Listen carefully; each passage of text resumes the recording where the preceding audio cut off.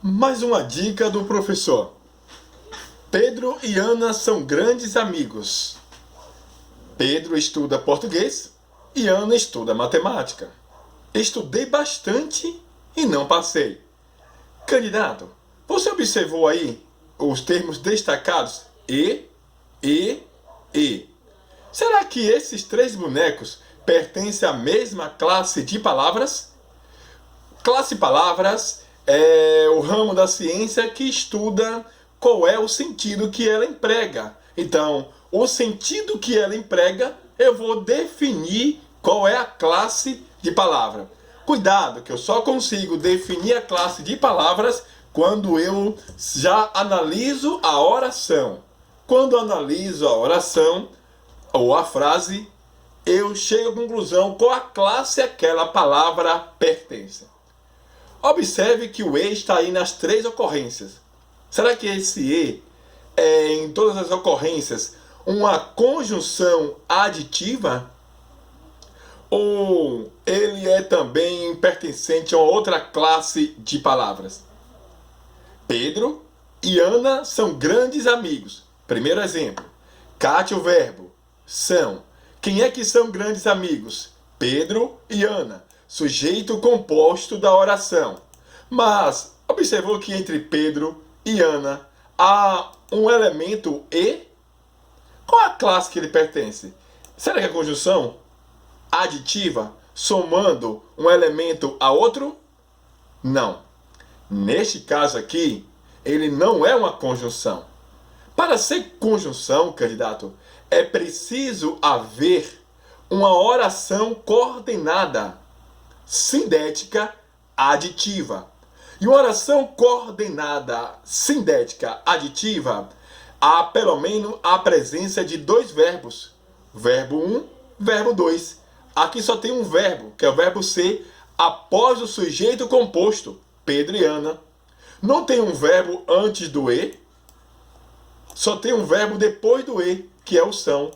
Logo, não pode ser uma conjunção, porque não há a presença de dois verbos aqui para ser uma oração ligando a outra oração.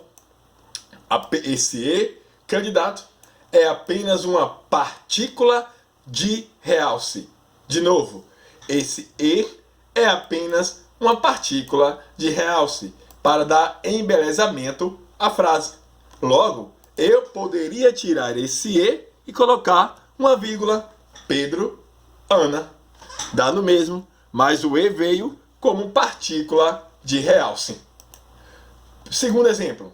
Pedro estuda português. E Ana estuda matemática. Opa!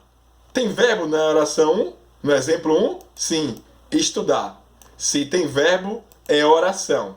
Logo, vou tentar destacar ele aqui. Estuda. Vou destacar ele aqui com outra coisinha aqui, azul. Pronto. Pedro estuda português. Quem estuda português? Pedro. Pedro é o meu sujeito da oração. Quem é que estuda matemática? De novo o verbo estudar aqui. Vamos destacar ele. Quem estuda matemática? Ana. Ana é o sujeito para a forma verbal estudar na segunda oração. Mas oração 1 tem verbo, o exemplo 1 tem verbo, é oração. O exemplo 2 tem verbo, é oração. E entre uma oração e outra, quem está ligando eles? O E. Opa, agora sim.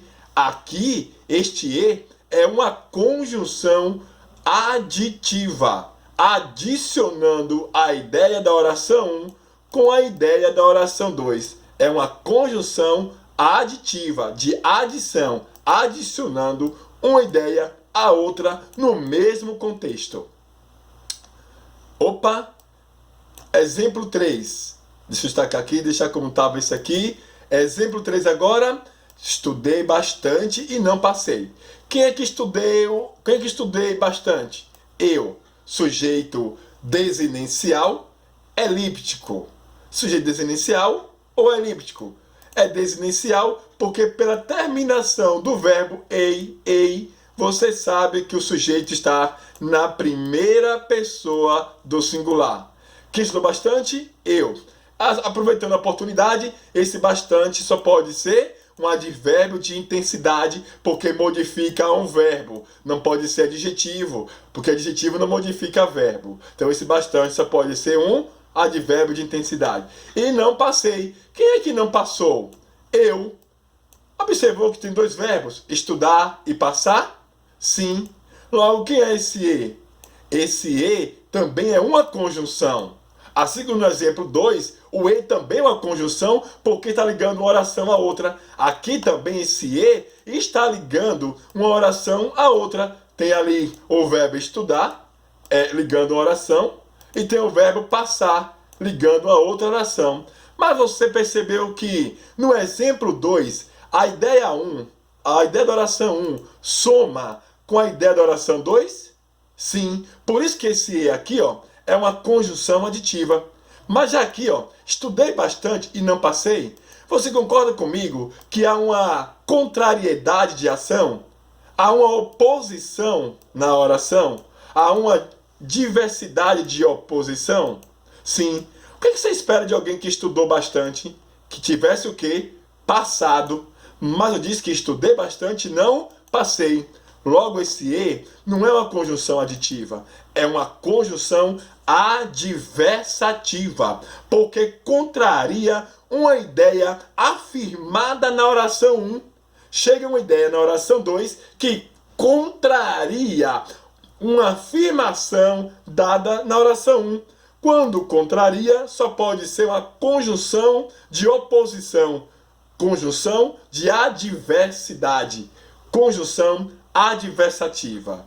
Logo, no exemplo 1, o E é uma partícula de realce. Está aqui, somando apenas, realçando os dois sujeitos compostos. Pedro estuda português e Ana estuda matemática. Esse E, uma conjunção adversativa. É isso? Não. Conjunção aditiva, somando uma ideia à outra. Já no exemplo 3, esse E é uma conjunção adversativa contrariando uma afirmação dada no exemplo 1. Fica a dica do professor brincando com classe de palavras, brincando com conjunções. Isso é apenas um paliativo do que o curso de português do zero tem para oferecer a você. Novas turmas iniciam agora no mês de julho, se Deus quiser. Se você ainda não fez sua inscrição para participar dessas turmas que estarão focadas em língua portuguesa e redação, chame o professor no privado para mais informações. Fui!